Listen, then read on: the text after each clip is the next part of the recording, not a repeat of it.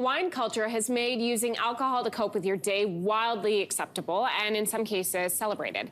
Catchy phrases like "it's wine o'clock somewhere" justify having a drink at any time of day. So for Wellness Wednesday, founder of She Walks Canada, Lindsay Sutherland Boal, joins us to talk about the pressures of wine culture and how to cope without it. Good morning, Lindsay. Thanks for being here. Good morning. Thank you. So first, tell us the backstory of She Walks Canada.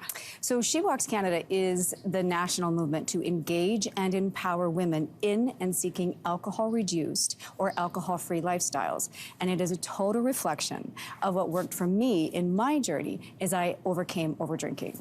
What is the purpose of this movement and why? I can guess why it's so important, but why is it so important not only for you, but also to share with other women and other people? For sure. So it's important because the movement helps to address the spectrum of alcohol use disorder. So while traditional pathways to recovery and treatment are absolutely effective, they are not necessarily reflective of the spectrum of support required to deal with this health issue.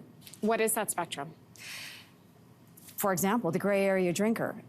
So the idea that people are either alcoholic or sober, just total opposite ends of the spectrum. And so there's just such a huge area of drinking that is problematic, that may not fit into an alcoholic category, but is still problematic, and it has to be addressed. There was a study recently that I was reading that talked about like the number of drinks you identify to your doctor in a week, and if it's 7 or less, it's no big deal. And so a lot of people go, oh, it's no big deal. I have 5 drinks on the weekend, or 7 drinks, or 10 drinks on Saturday, and that's it, and it's not a big deal. But that in itself is a problem because it's one day and it's a lot of alcohol in one sitting. I love that you said this. So there are different ways we need to think about our problematic drinking. And for example, if we have one night a week or one day a week where we kind of do whatever we want and get, drunk to a place that's not healthy for us, that is problematic. It doesn't mean that it's not problematic because it doesn't happen every day. So we have to look at our drinking patterns and are they negatively affecting our lives and the lives of the people around us? That's the question we need to be asking, not am I drinking too much on one day? Between January 24th and July 26th of 2022, She Walks Canada set a community goal to virtually walk across Canada. Where are you in that goal? I'm so glad you asked.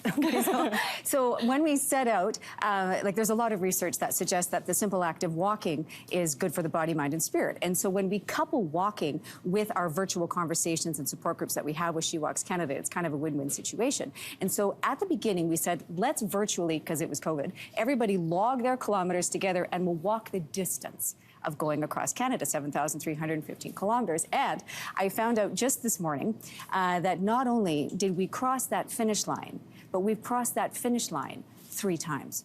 3 times? 3 times. And so there's magic in this idea of joining these virtual support groups and doing the walking together.